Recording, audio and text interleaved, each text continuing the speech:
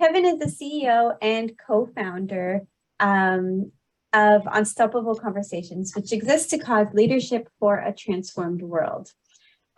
So I'll let Kevin talk about Unstoppable and the work that they're doing. And Kevin is the source of Unstoppable being a certified B Corp, 1% for the Planet member, and a fierce champion for the environment and for justice and equity. He's got a passion for organizations that are committed to impacting UN SDGs, the world's to-do list, and you can frequently find him at sustainability and social impact conferences. So clearly, Kevin, Kevin's got the right values, and I'm really excited to hear about his work and how he anchors those values in his work.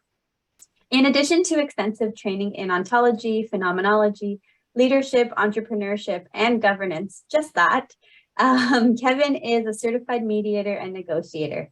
Thanks to this rigorous and comprehensive formal training, he occasionally wins arguments with his teenage children. Love that. So take it away, Kevin. I'm excited to hear your presentation. Great, thanks, Eva. I really appreciate that. So everybody, first of all, I just want to acknowledge Change Management Dead is a very provocative title, I think. I hope you found it that way. Who walks into a room of change management consultant says, hey, everybody, I want to let you know change management is dead. Thanks for showing up. You might even say that's a pretty rude title. So why the heck would I do that? On one level, change management is absolutely not dead in any way, shape, or form. How come? I'm trying to set my timer here while I talk. I saw a stat that said change management is going to hit about $1 trillion by about 2030. That's a pretty good vital sign if you're doing $1 trillion. Now, at the same time, everybody knows that stat from the McKinsey report. 70% of all change management fails. Cotter said 70 to 80%. If you look at digital transformation or systems change, there's failure, failure, failure. Some other people said, hey, that's not statistically valid. We did a new study, 30% succeed, 30% fail, and 40% partly fail, which is a different way to say 70% fail. So why is that? I would assert that one big problem is we don't know the difference between change and transformation. We say what we want is change and we try to manage it, which is pretty unmanageable, when what we really want is transformation. So what's the difference? The definition of change is to take something you've got and make it better or different. So change is inherently to take what you've got and make it more, better, different, or less, right? And then what that means is whatever you started with is still there. So you're taking whatever was in the past, good, bad, or ugly, and you're modifying it so you've got an altered version of the past. Transformation is something completely distinct. Transformation requires the creation of something. Creation from what? From nothing. Something can only be created from nothing. So transformation requires a space of nothing or a space of silence. So let me say more about that. We would say there's 3 ways that people get anything done, change themselves, change an organization. One is the world of information. This is K to 12, right? It's most of the studying that we've all done. We know this word well. It's awesome when you're effective. You give me knowledge in an area that I'm an expert and I'll use it. You give me a knowledge in an area where I suck or I'm stuck in a loop, it makes 0 difference. Why do I still have the 10 pounds that I've had for 19 years since my first child was born? I call it my baby weight. I didn't have the babies, right? And it's been 19 years. If only there was some information, something simple like, I don't know, move better, eat better. We could distribute the information to everybody and everybody would be the perfect weight. Everybody who's the perfect weight, raise your hand. No? Huh. Maybe information would make the difference. Second way is experience. School of hard knocks, learning stuff, figuring it out, failing, succeeding. Great example here is learning to ride a bicycle or teaching a child to ride a bike. Balance can't be learned. That's why your kids get mad at you, because you give them shitty information and they fall off and eventually they blame you, if you've had that experience. See, balance is only ever discovered. Once you discovered balance, you can't explain it. You can't teach it to anybody else. You can't give it away, but you also can't forget, right? Kim, quick, fall out of your chair. See, can't do it. Act of will, right? Here's the third way, a shift in context. Context shifts aren't better than experience or informational learning, but they're distinct. I'm going to give you 2 personal examples because you'll recognize these, most of you. A shift in context is the most powerful learning you can ever have. It'll make the biggest difference. I'm going to give you personal examples. So one about losing somebody and one about gaining somebody. So I was with my father the day that he died. I'd been with him for about 5 weeks, pretty much continually, as he battled pancreatic cancer. And we knew it was going to happen. So I was ready. I'd lost my mom 8 years prior. So I quote unquote knew what it was like to lose a parent. And then my dad was there one moment and he wasn't the next. And there was this space of silence before grieving came, before anger, before sadness or anything. There was like this, huh. It's different going from two parents to one parent than going from some parents to no parents. That is a moment where I became a better father. It's not linear. It doesn't even make any sense. Transformation comes in the good ways, by the way. It's not only when you survive a car crash or somebody you love makes it through cancer or somebody you love doesn't make it through. The day my daughter was born, I'd been up for, I don't know, 26 hours or something like that. I got to hold her for the first time. Everything else faded into the background. And there's this moment of pure being. I'm just holding this innocent, pure, bundle of potential to exist in the world for the first time. My brain's completely empty. And then this thought comes unbidden. Oh shit, 2050, what are we gonna do? The world was suddenly like a lightning bolt, no longer suitable for this child. There was a context shift. The future before that was 1, 2, 3 years, next job, next promotion, new car, decorate the house. Suddenly I was responsible for the future of the whole world. That wasn't in the 900-page book called What to Expect When You're Expecting. Now, context happens in organizations as well. I'll give you an example again that you'll be able to identify with. If you were ever in grade school, if your kids are in grade school, here's a famous political cartoon. For a fair selection, everybody has to take the same exam. Please climb that tree. That human being can only say that stupid phrase to a monkey, an elephant, a penguin, and a goldfish, for God's sakes, because there's some context in the background, invisible, unspoken, that has that speech bubble make sense. The context is something like, we're all the same. Or it might be, I paid my dues, you have to pay yours. Or it worked for me, it will work for you. Now you or your children probably have been quote unquote punished by that system. My daughter came out of, I don't know if it was 3rd or 5th grade, and she discovered that she can't do times tables. So apparently she's bad at math. And the only explanation she had for that was she's stupid. So what 3rd grade taught my daughter was, I'm stupid. Thank you, 3rd grade. That's the power of a context. It drives everything inside the system. It shapes and colors all the information, all the content. So here's one of the contexts we rarely deal with. The people here on this call are probably way better than anybody else in the whole world, right? So here's a background context for change that dooms us to failure. The threat of change limits the possibility of change. I'm going to give you an example. This was when the car was replacing horse as a paradigm, right? So horses were the normal paradigm. Henry Ford came along, he started churning out the Model Ts or whatever it was. This is a law actually on the books in Pennsylvania because they got all the smartest people together, put them in a boardroom, and here's what they came up with. Here's how we're going to deal with change, everybody.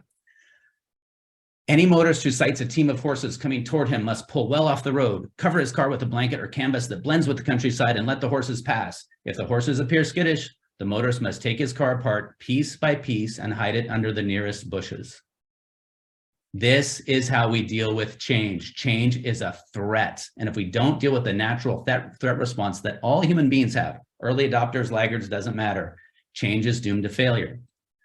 I won't go deep into this, but one of the reasons is because when a survival response gets triggered, and it gets triggered for almost everybody in survival response, it doesn't go to your frontal lobes where you do math and build bridges and make spaceships and write your first novel.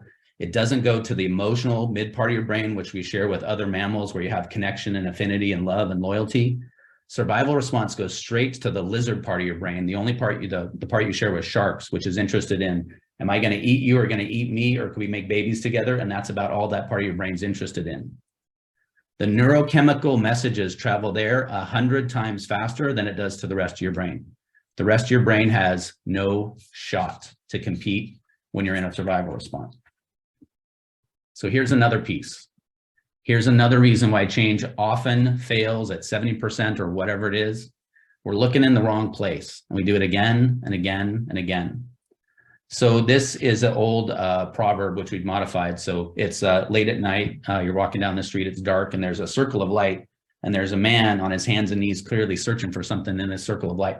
Being the helpful sort, you walk up, you go, hey, what's going on? Can I help? And he goes, yeah, I lost my keys. So you get down on your hands and knees, you're looking around.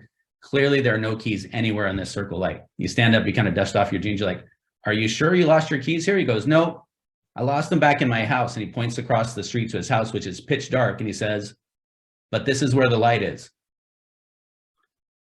A rational, sane human being, one who has a degree and a job in a big company who's responsible for some change, right? A department head or a supervisor, they would never do the same thing again and again and again, expecting a different results, would they? That would be crazy. Most of us here from Canada, when you go out in the winter and it's cold, you turn your car, it goes, what's the first thing you do? The third thing, fourth thing, again and again and again.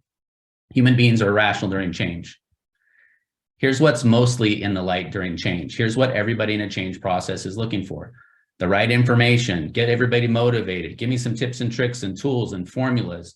What worked last time? What's the best practices? Let's do it like they did it, right? Et cetera, et cetera, et cetera. Nothing wrong with any of this. The systems of change are amazing. The process of change is amazing for what we've got. The information we have is top notch, but nobody can use any of that effectively when they're in a survival response. So a bunch of people here probably know Buckminster Fuller, firebrand, humanist, designer. And what he put on his tombstone is call me trim tab. So trim tab has to do with sailing and airplanes. So this is, at the time anyway, one of the largest boats in the world, the Knock Nevis. And if you imagine this boat is going somewhere, it's got a heck of a lot of momentum. It's got mass, it's got velocity, it is hard to turn. So how do you turn it? You turn the rudder. But a boat of this size, or any large craft, if you turn the rudder against that much mass, the rudder will literally snap off and you're not going anywhere. So if you look at that, there's a little red part on the gray rudder. So a trim tab is a small rudder on a big rudder, and you turn the trim tab first. You'll see that on airplane wings. They just flip a little piece of it, and you turn the small rudder. That breaks the flow, it breaks the momentum, and then you can turn the large rudder, which turns the ship. No trim tab, no turning the rudder, no turning the rudder, no turning the ship. Here's what people do when they don't deal with the trim tab. If you don't move the trim tab, nothing else matters. You can put the organizational label on this. You could shuffle the deck chairs, reorg.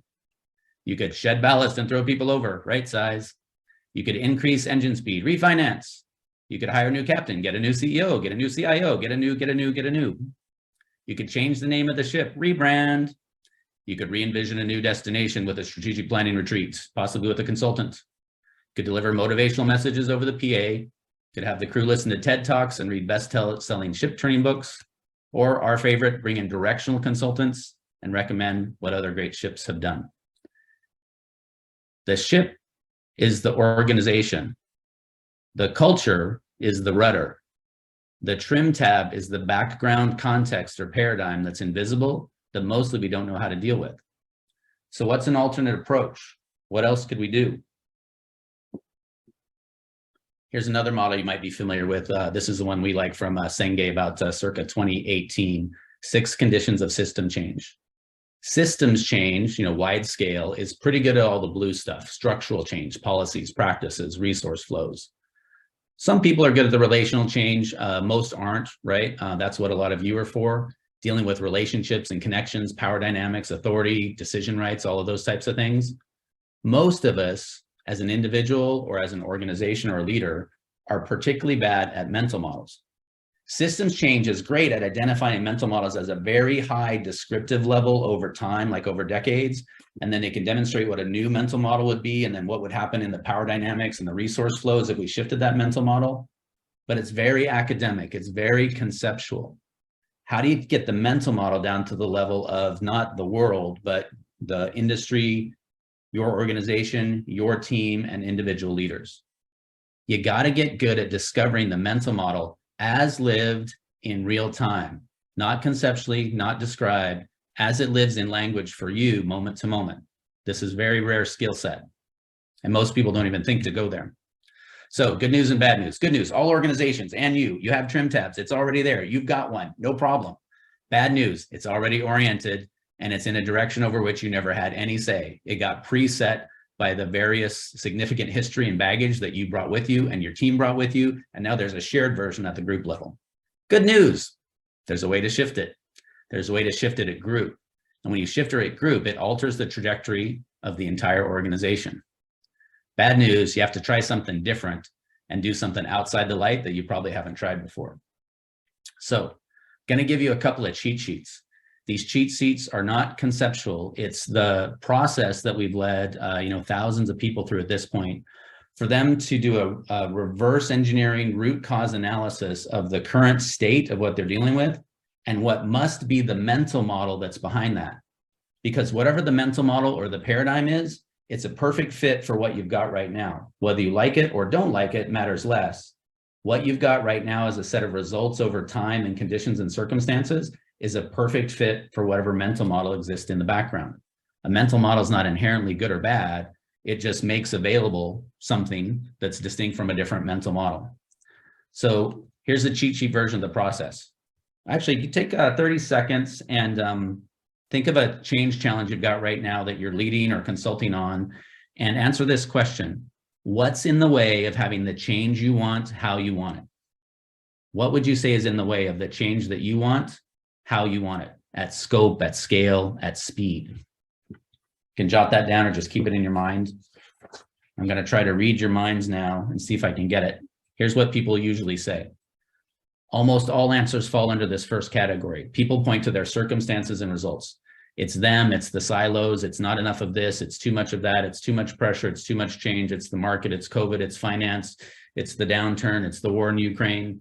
They point at circumstances, circumstances, circumstances, everything external in the environment. Here's the problem. Given 95% of the answers we get from leaders at all levels, we say, what's in the way of getting what you want? And they go, circumstances. Well, those circumstances were there before you got here. They'll be here after you got there. And if you're waiting for the circumstances to line up, good luck on your change. Very few people initially give answers here. What have you already done to attempt to get the results that you want? And it didn't work once, and it didn't work twice. An ineffective action isn't a bad action. It's not a stupid action. It's not the wrong action. In a different circumstance, it might have even been the perfect action. It's ineffective against whatever the change you want. And how we know it's ineffective is you've tried it twice or 3 times or 100 times, and you didn't get the result that you wanted. Justify, pretend, convince, ration, blame, wait, hide. So this is effectively in the light. Mostly you can spot the circumstances and the actions that are people taking. And everybody here knows that you have to have an action before you have a result. So given that, did I freeze for a second? No? Okay. You're good, keep going. You have to have an action before you have a result. So what happens before action? The answer is thinking. However it is you're thinking in the moment, not over time, not what you believe, not what your values are. You're in the moment thinking in a given situation is going to be correlated directly to the actions that you take. When you're in survival mode, when you're a change agent, when you're one of the early adopters, which is everybody on this call most of the time, here's the survival thinking that most change agents have. I know best, they can't handle it. Stay positive, stay on message, look good, don't screw up. If you roll that all up into one overarching context, for a lot of early adopters and change agents, the change champions, the default thinking or the survival thinking is they're the problem. Who's them? The one the change is being done to, the resistors. Now, we got kind of 2 large groups. We got the people who are driving the change, and we got the people who are on the other side of the change. When we run them through the same exercise, here's what they say about what's in the way. They say there's not enough clarity, not enough information, too much change, too much pressure. Leaders talk and say nothing. We get feedback that goes nowhere. Why are you even asking us? You'll recognize this in the people on the other end of the change, probably.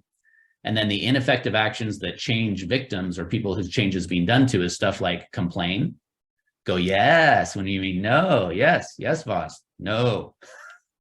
Smile and nod, wait you out, blame, wait for clarity, hide your real thoughts.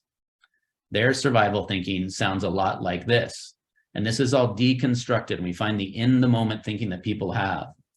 More hollow promises, this doesn't matter, I don't matter, you're lying, this too shall pass. More make work, they don't get it. So if you have a background thought, a persistent thought called this too shall pass, then the ineffective action called wait you out is perfectly correlated. And the more that I wait you out, the less clarity, the less information, the less relief that I get, the less results, which proves to me, by the way, that what I thought was true in the first place. I take more ineffective actions, I get more of the results that I don't want anyway, which proves my opinion about you. And that's the loop. Now, it'd be bad enough if it was just one person looking at the other, but then you've got effectively 2 groups. One is speaking and listening through a context called you're the problem. The other is speaking and listening through a context called they don't get it. And it's got a very predictable conversation that's going to happen from there. So how do you get out of that? Again, I'm going to give you a cheat sheet. This one's very blunt, right? It's pretty broad, but people construct in real time new paradigms, new thinking. Design thinking is a fine way to say it for this stage. And they come up with a way to think differently, but against what they really want to achieve. It's often after they answer the question, why do you exist, right? And then they take new actions. The new actions include being vulnerable, telling the truth, actively disrupting the paradigm, intentionally disrupting things. And then some of the results that we've had is Lululemon becoming a third space, having a direct uptick in their stock price that was only available because they distinguished a survival thought called "Don't tell me what to do," and who was not supposed to tell them each what to do were the other 6 departments. At the government level, we're working with the country of Slovakia. They are going after raising the national consciousness level. There's literally 60% less official Nazi party members elected to parliament today than there were when we got over there 5 years ago. They had to discover the survival thinking called "you're not going to get me" before they could come up with anything new. Closer to home, Pope Francis recently came and apologized for the Catholic Church's role in residential school is directly because of a leader named Norman Yakalaya, who got that his default context was, I am the number that was assigned to me in residential school. I've got Norman's permission to tell this story. I won't tell the whole thing here, but it was basically, it's not a single person who did that, but there's one individual who's most directly responsible for Pope Francis coming and apologizing. So real quickly, if you take all of what I gave you for those cheat sheets, it becomes a paint by number. If you can discover your default context, you could be responsible for it and share with people what your default context is. If you're willing to be responsible for that, you could be responsible for the impact of your default thinking, the impact of your survival context. It's your context. Who else could be responsible for it? From there, you could offer something new, which all those 3 clients did. From there, you can make promises. So I'm going to tell you what it sounds like. This is the last piece. Imagine somebody comes to you and says, hey, when we last talked, I realized I had the whole conversation from a perspective of I'm right and you're wrong. And by the way, I want to apologize for that. And I want to be responsible for the impact of me getting stuck in I'm right and you're wrong and having that dominate the whole conversation. It's not true. I just made it up, but I've been thinking from there. And by the way, it's not even the first time. I can see that when I do that, when I listen to you and I speak from I'm right and you're wrong, the impact on you is that I'm not listening to you. I don't give you the space to say what you want to say or need to say. I dominate the conversation by just waiting for my chance to talk and make my point. You must notice it happening. I'm guessing it leaves you upset, annoyed, unheard, and you're wondering what the point of even talking to me in the first place is. And the impact on me, by the way, is that I'm left being upset, angry, feeling guilty, and I want to walk away. And all that's on me. I'm responsible for that. I can see it's a direct result of the view that I'm stuck in, and it isn't even true. And then you check in with them. That is a pretty disruptive conversation. And when you come to somebody and say, I want to be responsible for the impact on you, their ears perk up. And then you could say, so from now on, I'm done with that. I'm going to be on the lookout for that old way of thinking because it might sneak back in. And if you ever catch a whiff of it, please tell me and I'll stop. And my new promise to you is to have our conversations from the perspective that we're in this together, we can handle anything, and it's not personal. So from that new perspective, I have a request. Can I have a redo and tell me again what you think? So that's the power of a transformative conversation. Happy to talk about the results of that. And that's what we have to offer you. It's the context.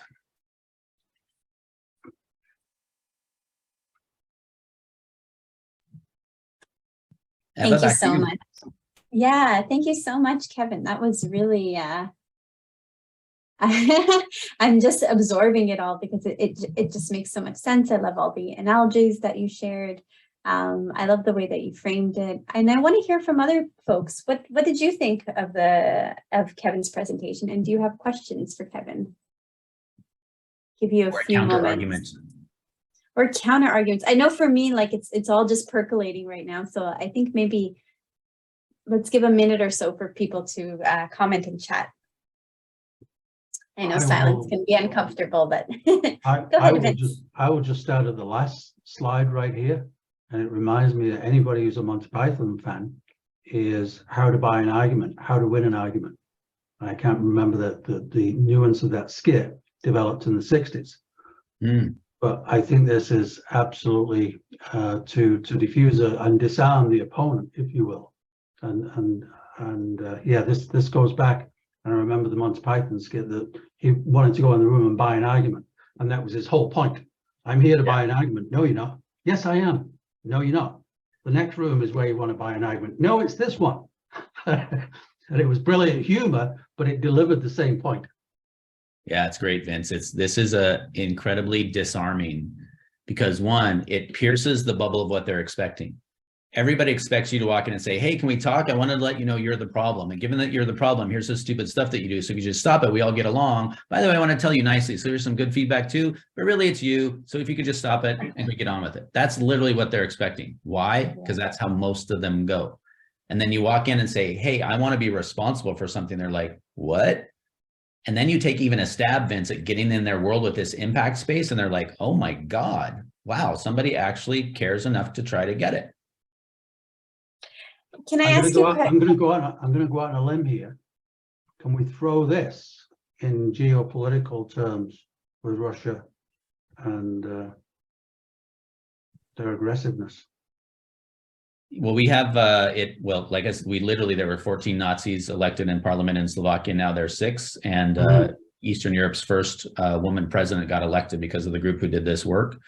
And basically, it's an official opposition party. Something our leadership course just from this morning is going from Bratislava to Kiev to make an impact on that. Now, this doesn't work if you've got somebody who is literally dangerous. If you've got somebody who has an associative disorder or something like that, do not try this. Do the things you would normally do if you've got a sociopath. So don't try this on the geopolitical level. Don't try this on Trump or Putin or the North Korean dude. There you go. Interesting. Can I ask you, Kevin, is there a danger with knowing this and knowing the strategy of being disingenuous or manipulative with it and trying to then win arguments by falsely putting yourself forward as that's really good, as humble and genuine? Yeah, that's good. So one, use your powers for good, everybody. We're gonna trust you on that. 2, the biggest temptation, Eva, is that you be responsible, you share, you're vulnerable, and that works. And then you go, now you go.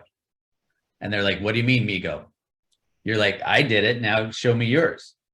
If that's in the background, then effectively you're having the conversation, like you said, manipulation, great word. Hey, I'm gonna be vulnerable in order for you to be vulnerable because the solution is you being vulnerable. This is completely independent of whether they get it, whether they care, how they respond. But when you're 100% responsible for your actions, your thinking, you become really unmessable. It's kind of like a verbal judo. You become almost untouchable. Yeah, it is really interesting in that way. Any other questions, comments? I think this is the kind of thing that it takes you a few days, I think, to absorb. Go ahead, Dallin. Yeah, so regarding this transformation, so for any organization or the government or whatever, so are you supposed to define what kind of transformation you want to get before you, are you supposed to define the goal? Yeah, really great question. So not exactly. If you can fully define the goal, you'll probably have a goal, but it's more like you have a yearning, you've got something you want. It's probably a set of results. But then when you discover what the default context is that's been constraining you in the survival mode that you're in, most of our clients go after the original goal that they hired us for, plus something much larger that they had no idea about. So you don't have to have it all figured out, but you do need a group of leaders that knows there's something more. They've tried several other options or approaches and it hasn't worked and they can't quite explain why. A lot of really smart people are not getting the job done for some reason and they're stuck in some kind of a loop. So it's not that it's absent of goals, but it doesn't have to be fully worked out. If it's already fully worked out, change and process and management is all you need. So it's for complex, it's for complex situations with a lot of stakeholders, right? And a lot on the line.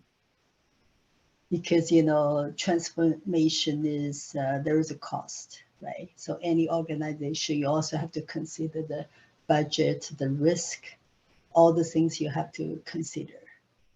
Absolutely. Yeah, it's got a different risk reward proposition, and the reward is speed and power and probably a lot of saved money at the end.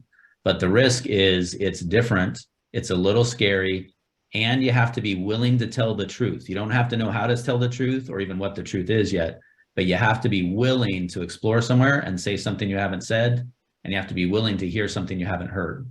And most leaders are willing to do that. Thank you. Yeah, thank you. So I see there's one more. Let's take one more question and then go to breakout, because I think we have a lot of great fodder for conversation in the last breakout session. The last question in the chat is, can you apply this to family members who are misbehaving? You can absolutely apply it to family members who are misbehaving. It'd be a little bit different if it's an 8-year-old or an 80-year-old. But again, it has to start with what you're willing to be responsible for. I've had this conversation with my then 6-year-old about broccoli. I've had it with my father in his 70s about whether he should be driving or not. And that one is going to start like something like, hey, Dad, I wanted to let you know that I've been avoiding talking to you about something. And it's because I have this thought that no matter what I say, you're going to say no. And I have this thought that you're really not going to listen to me anyway. I want to share with you the impact of me thinking that way with you. Have you noticed I didn't even say what the content of the conversation is I want to have yet? Why? Because it has nothing to do with driving. It has to do with me generously looking at myself and going, oh, I'm willing to be the asshole over here. I'm willing to claim that. I'm the one who's constraining the conversation. See, that just opens it up. And then you have the ability to say some really straight stuff, but to say it in a way that they can hear it. And then you have a new conversation. 99% success rate, by the way. So essentially you're opening the channel. Absolutely. And then having the conversation. New channel, new opportunities. Okay, so let's all go to breakout session again. I'll put in the chat once again the questions. It'll be another 10-minute session. Here are the 2 questions. For the next 2 weeks, are you going to try to pick one ineffective change action each day and change the conversation? Why? And for yourself, what would make it really worth it to go for it and disrupt the status quo? And Eva, by the way, if anybody, we've got a white paper about when and why to choose transformation over change. Text me or email me if you'd like that. And there's one book that we highly recommend that's fully consistent. So if anybody's interested in more content that's consistent with this, send me a text or email and I'll hook you up. Okay, awesome. Thank you.